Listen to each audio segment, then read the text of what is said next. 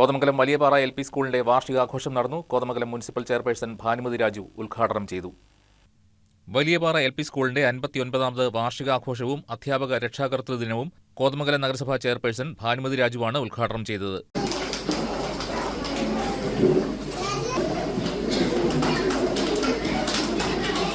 ഒരു കുട്ടിയുടെ വളർച്ചയിലും പഠനത്തിലും അവന്റെ സ്വഭാവ രൂപീകരണത്തിലും അവന്റെ ആരോഗ്യത്തിലും എല്ലാം സർക്കാർ സ്കൂളിൽ ശ്രദ്ധിക്കുന്നുണ്ട്.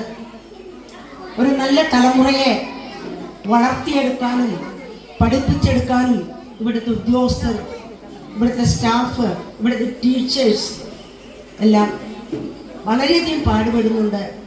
നന്നായി പഠിപ്പിച്ച് തന്നെയാണ് അവരെ സമൂഹത്തിന് ഗുണമുള്ള ആളുകളാക്കി മാറ്റുന്നത്.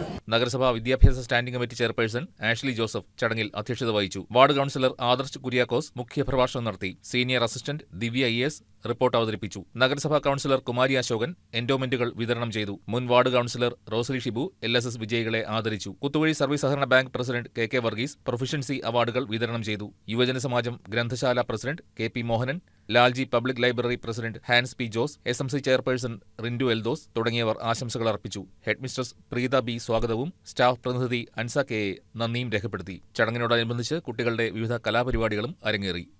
News desk KCB news.